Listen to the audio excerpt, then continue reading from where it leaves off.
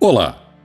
Enquanto a criação de máquinas do tempo continua sendo mera fantasia, nós temos um jeito melhor de viajar até a época passada e sentir o espírito daqueles tempos. Estamos falando de fotografias históricas raras, cápsulas do tempo reais, que nos permitem olhar para o passado e enxergar o mundo como era há décadas ou até mesmo séculos atrás. A arte da fotografia nos permitiu captar acontecimentos, pessoas e momentos do passado, preservá-los em um papel como uma personificação do tempo. Podemos caminhar pelas ruas das cidades antigas, entrar nas casas de nossos antepassados, ver o mundo através de seus olhos. Também podemos ver os detalhes da vida cotidiana, moda, arquitetura e o contexto de vida no passado, mas que ainda vivem nos corações e nas memórias de muitos. E no vídeo de hoje, vocês verão uma seleção de interessantes fotos antigas. Esta foto foi tirada em alguma rodovia na Índia. Dois elefantes estendem de forma comovente suas trombas um ao outro,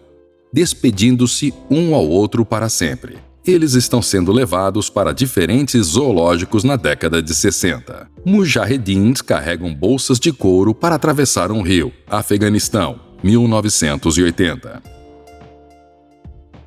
Casa de máquinas do submarino alemão UB-110, ano de 1918. O SM-UB-100, da classe de torpedeiros costeiros tipo UB-100, foi construído nas docas de Blohm e Voss, em Hamburgo, para suprir as necessidades da Kaiserliche Marine, e foi lançado em 23 de março de 1918. 4 meses depois, em 19 de julho de 1918, foi afundado pelos navios britânicos HMS Gary, HMS ML-49 e HMS ML-263. 39 tripulantes morreram. Posteriormente, o submarino foi levado para a terra para reparos nas docas de Swan Hunter e Wigham Richardson, em Wallsend, mas o projeto não foi concluído e a embarcação foi vendida como sucata. Esta e outras fotografias foram tiradas no final de 1918.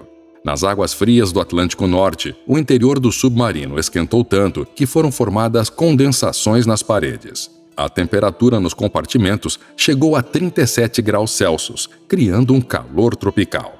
Devido à umidade, partículas de óleo do motor se espalharam pelo barco e cobriram tudo ao redor. Toda a substância líquida do navio absorveu rapidamente o resíduo gorduroso e a comida adquiriu um sabor oleoso. O ar estava sufocante. O ambiente só podia ser ventilado ao emergir, o que raramente acontecia em uma longa viagem. O calor e a umidade saturados de óleo combustível. O mau cheiro de esgoto. Era possível descarregar e despejar o esgoto ao mar apenas estando na superfície. E o cheiro de corpos sujos devido à falta de chuveiro criaram nos portos uma má reputação de fedorentos para os submarinistas. Ciclismo American Stars, nos degraus do Capitólio, Estados Unidos, em 1885. Carroça puxada por um par de bisões, Sioux Falls, Dakota do Sul, em 1900. Nos anos 20 do século XIX, todos os negros da América sonhavam em regressar à sua terra natal, onde não havia discriminação nem opressão. Um paraíso africano, muita comida e liberdade. Ativistas brancos americanos arrecadaram dinheiro e organizaram um movimento pelo retorno dos negros à sua terra natal. O estado da Libéria foi criado. Os ex-escravos negros dos Estados Unidos retornaram à África, onde eles mesmos roubaram as terras das tribos locais com a ajuda de armas e transformaram essas tribos em escravas. A foto mostra uma família de novos proprietários de escravos. Pai, mãe, 2 filhos e 3 escravos, servo e uma cozinheira. Monrovia, Libéria, ano de 1910. Em 1925, começou o julgamento de John Thomas Scopes. As autoridades do Tennessee o acusaram de violar a Lei Butler, uma lei que proíbe o ensino da teoria de Darwin sobre a origem evolutiva das espécies nas escolas. Ao lado do professor estiveram os melhores advogados da época. Tentaram até trazer Herbert Wells para a defesa, mas não obtiveram sucesso. Apesar disso, Scopes foi considerado culpado e condenado a pagar $100. A Lei Butler foi revogada somente em 1967. O julgamento de Scopes ficou na história como o julgamento do macaco. Escritório da fábrica Ayakopa, em 1911. Alexandrovsk, Império Russo. A fotografia é notável pelo fato de ser a primeira foto da fábrica que produziu o primeiro carro pequeno ou mini-carro soviético, os Zaporozhets. Descarte de resíduos urbanos em um rio, 1910, Paris. Após a Guerra Civil Americana, a disponibilidade de recursos naturais, novas invenções e um grande mercado levaram a um rápido desenvolvimento industrial. A demanda por mão de obra também aumentou, e no final do século XIX e início do século XX, muitas crianças se juntaram à força de trabalho. Os salários nas fábricas eram insignificantes. Por isso, as crianças muitas vezes tinham que trabalhar para ajudar os pais a ganhar pelo menos o suficiente para a alimentação. Em 20 anos, lá em 1910, o número de crianças trabalhadoras com mais de 15 anos aumentou de 1,5 para 2 milhões. Esses pequenos trabalhadores raramente conheciam as alegrias da infância. O luxo de ir à escola para adquirir conhecimentos e a oportunidade de começar uma vida melhor raramente era dado a eles. O trabalho árduo causou danos irreparáveis à saúde da criança. As crianças sofriam de baixo peso, crescimento atrofiado, curvatura da coluna vertebral, tuberculose e bronquite, especialmente aquelas que trabalhavam em minas de carvão e plantações de algodão, sem falar no cansaço físico e psicológico. Grupo pré-guerra de tropas de apoio, 3ª Divisão de Infantaria, Havaí, Estados Unidos, 1933 a 1938. George Harry Galt foi enviado para a colônia britânica de Uganda e foi nomeado coletor de impostos de Ankole, um reino de Uganda.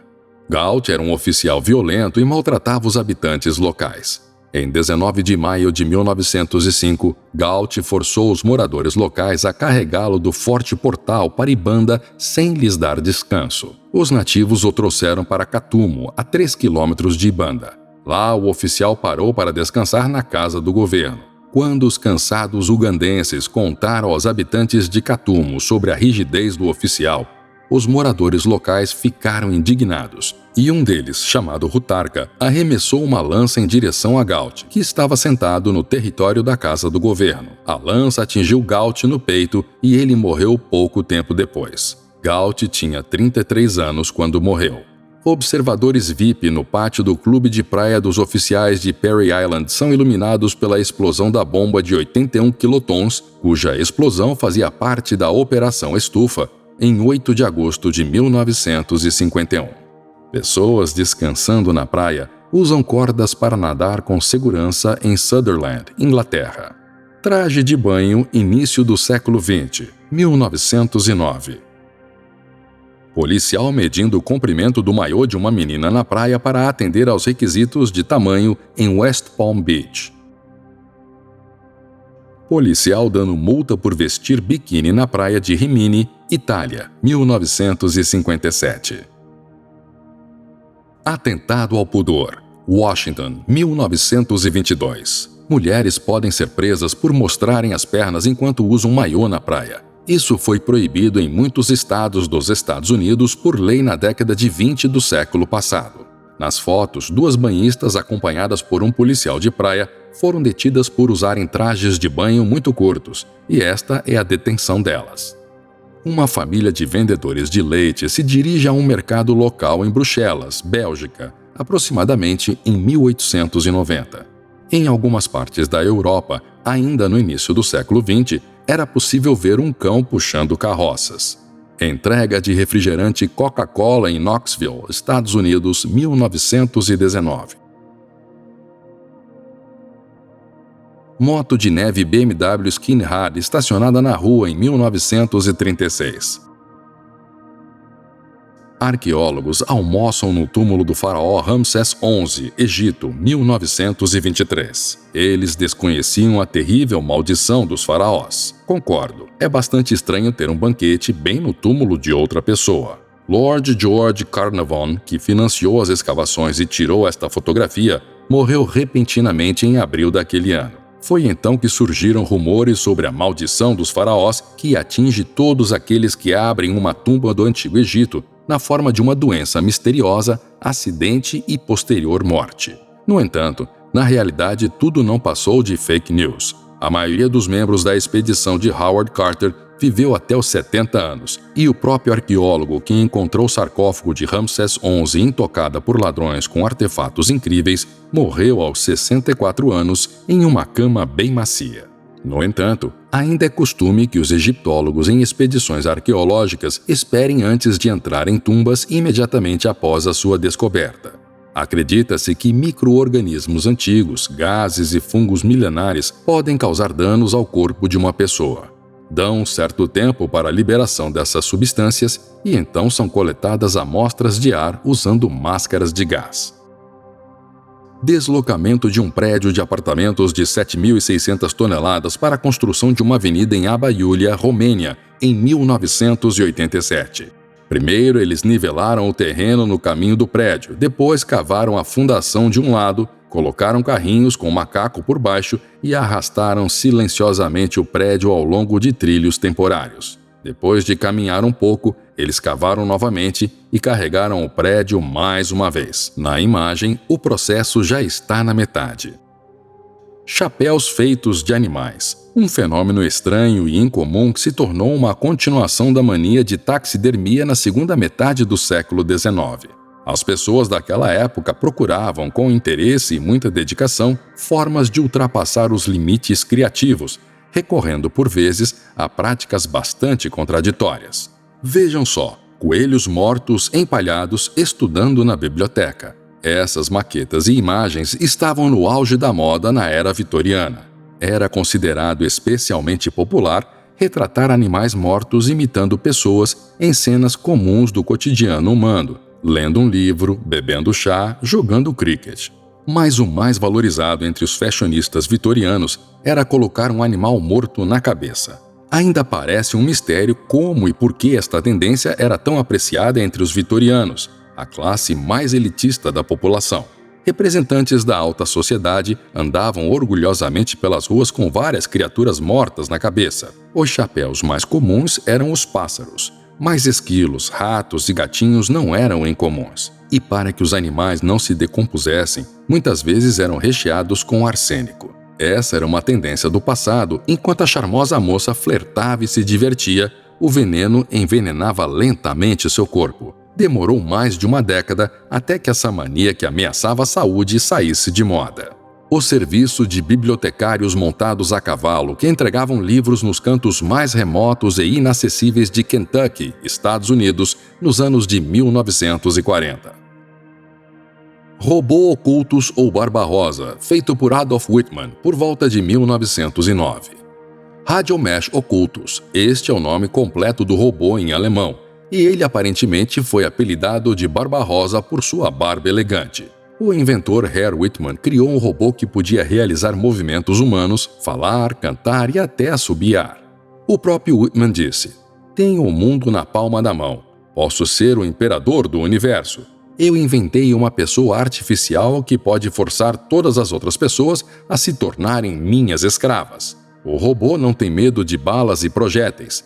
Eles podem substituir os escravos nas fábricas e nos navios. Então eu comprarei o planeta inteiro." Naquela época, seu criador era considerado um gênio e um louco. O que aconteceu com o robô Barbarossa após isso é algo que a história não nos conta. Carro experimental movido por uma hélice, Estados Unidos, em 1921. Vítima de um bombardeio dos Estados Unidos, o cambojano Dan Son Ho é levado para uma sala de cirurgia improvisada em um matagal na península de Camau. O fotógrafo, porém, considerou a foto comum e nunca a divulgou à imprensa. 1970. Manada de elefantes antes do extermínio em massa. Realmente uma grande manada.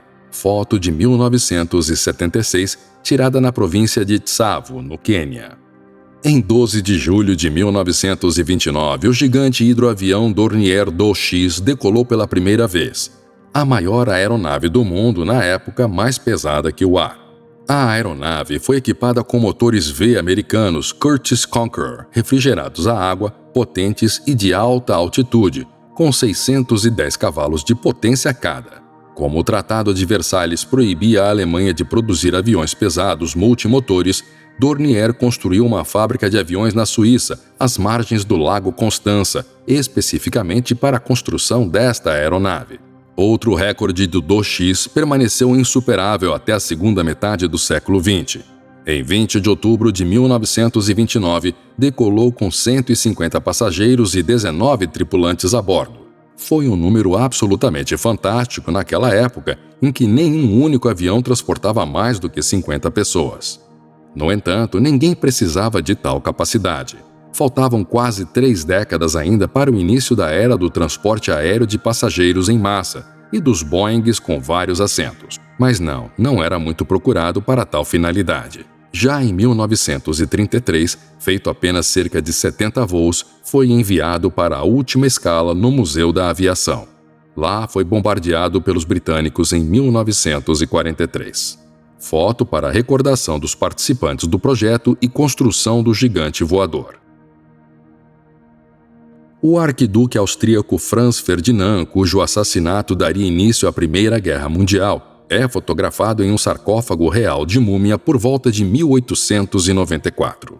E por hoje é isso, amigos. Deixem seus likes e escrevam nos comentários se aprenderam algo novo. Até o nosso próximo encontro!